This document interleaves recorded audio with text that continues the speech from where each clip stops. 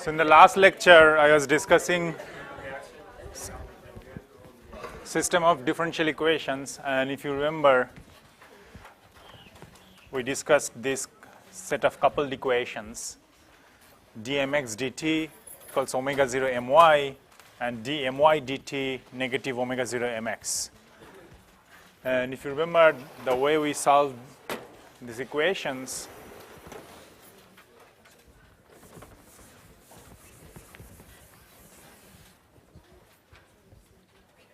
we used a solution of this form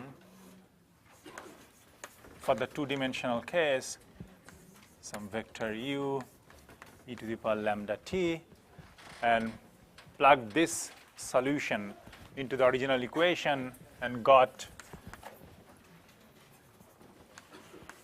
a u equals lambda u, where a is coming from these two equations when you write those two equations in a matrix form.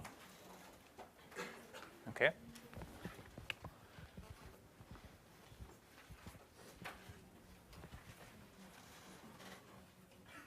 And we got two eigenvalues, if I remember correctly, lambda 1 and lambda 2.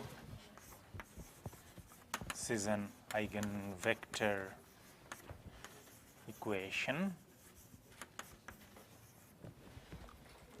And lambda 1, lambda 2, these values were e to the power plus minus I omega 0. Okay? So you got solutions of this form: cosine omega t plus b sine omega t. Okay? And then use initial conditions to calculate these two constants, or four constants. So now there are two ways, if you remember, I discussed in the last lecture. One way is you calculate the eigenvectors. So first calculate the eigenvalues, then calculate the eigenvectors.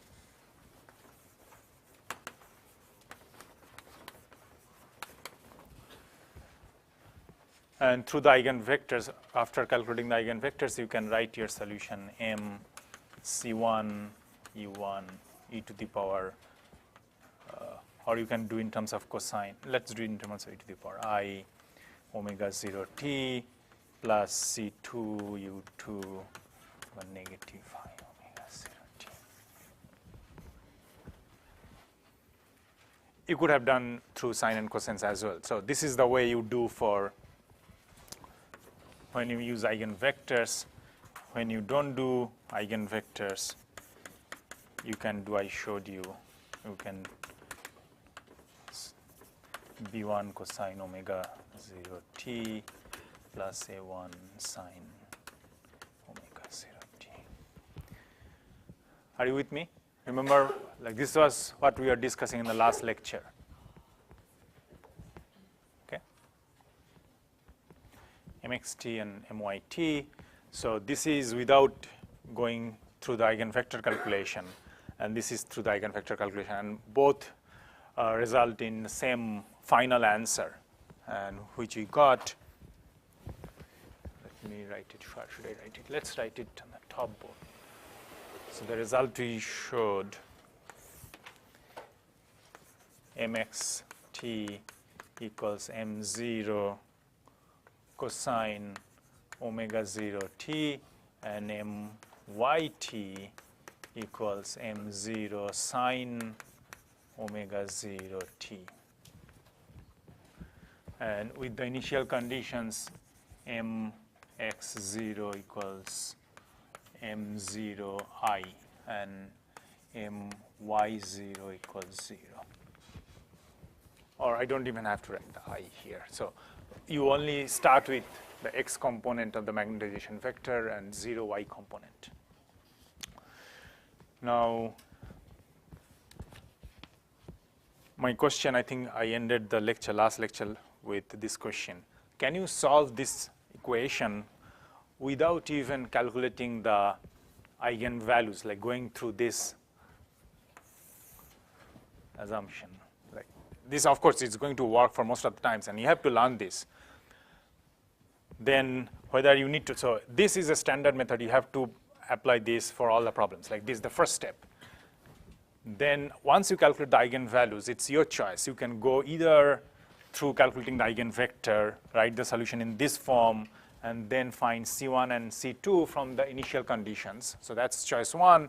Or you can write your solution in terms of 4 constants, not calculate the eigenvector at all, and then get these 4 constants from the initial conditions as well as these 2 equations, these 2 relations. If you remember that I showed in the last lecture. Okay? But both methods yield identical answer as expected. Now, so these are 2 methods I think is going to be applicable in any problem you do with a system of 2 differential equation.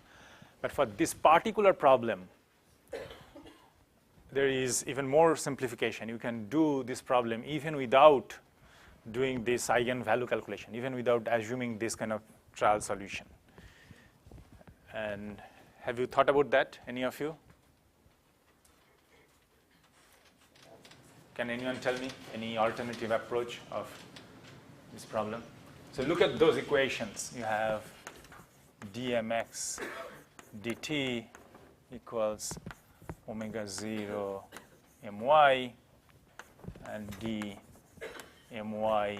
dt equals omega 0 mx or negative omega 0 mx. Suppose I want to create a second order differential equation in mx and my. I want to, the reason I cannot solve them separately because dmx dt depends on my and dmy dt depends on mx. So they are coupled equations. So rate of change of x depends on y, rate of change of y depends on x. Okay. So can you see any way to decouple these 2 variables? Get an equation only in x, mx, and get an equation only in my. Yes? You could differentiate with respect to time. Right, so that's, yes, that's the, so if you differentiate this one more time, you are going to get omega 0 dmy dt. And what is dmy dt? That's negative omega 0 mx. So I get negative omega 0 square mx. Yes? So now, if you look at this, I have a second order equation to negative omega 0 square mx. Do you follow? So instead of 2 linear differential equation, first order linear differential equation, now I have separate second order differential equation. And if I do the same thing for dmy, I'm going to get an equation in my. It's negative omega 0 square my.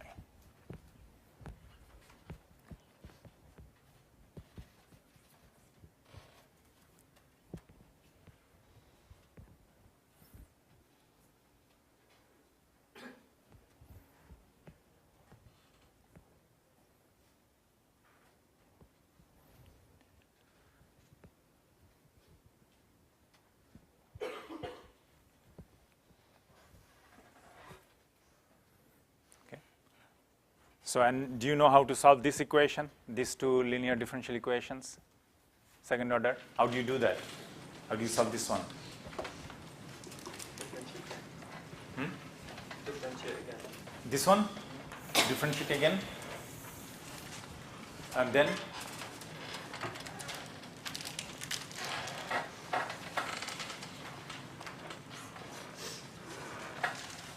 Why should you differentiate? So don't you remember equation of this form, d2x dt2 equals, how do you solve such an equation? Come on, anyone attempted to solve problem number 1? Yes? So this is very similar. This is very similar to problem 1. So what do you do here?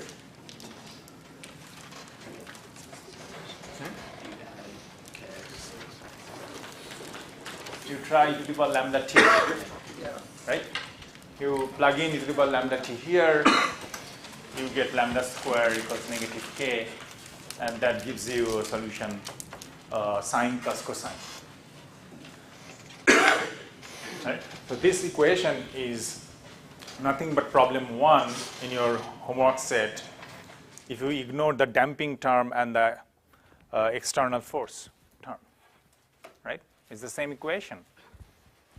You simply ignore the damping and the external force. So that's problem 1. And you use what I discussed in the very first lecture, e to the power lambda t solution, and you get sine and cosine. So the advantage here is you don't have to go through the exercise of finding eigenvalues and eigenvectors. You simply differentiate once this equation, you get equation in mx and equation in my, and you solve 3 to the power lambda t, and you get these two solutions, cosine omega 0 t plus sine omega 0 t, cosine omega 0 t, and then you calculate these constants. Tell me if any of this part is not clear to you. It's okay? And now, even like before doing this and solving the equations, just by looking at the equation, try to think what they mean. Okay, so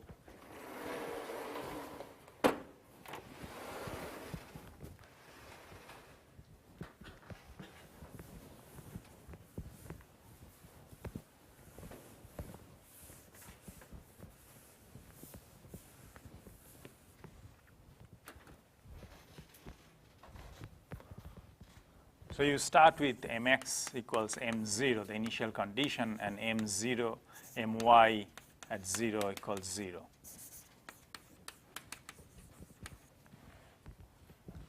Okay, so you have some initial mx value, but no my. And look at those two equations. So mx increases depending on my, and my decreases depending on mx. So initially there is no my. So what do you expect to happen in the system?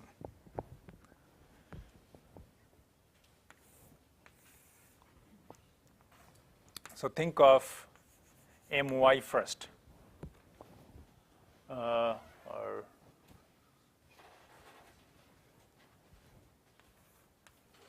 Let's think of my first. So mx is some positive number.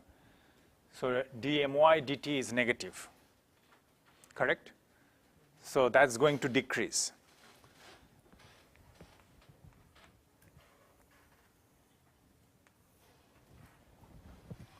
Now, if my decreases, then if you have some my in the system, so if I now write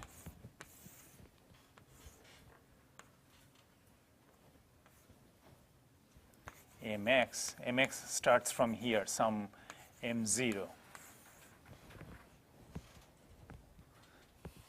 Once you gain some amount of my,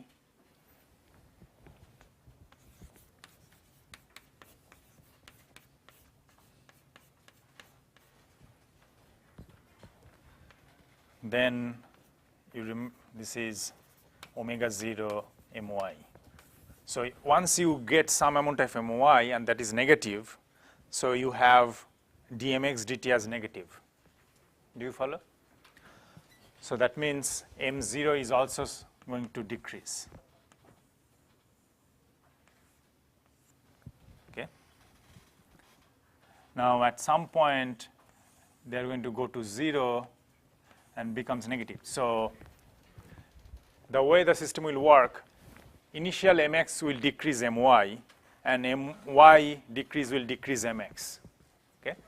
But now eventually my is going to increase because mx is decreasing. Okay?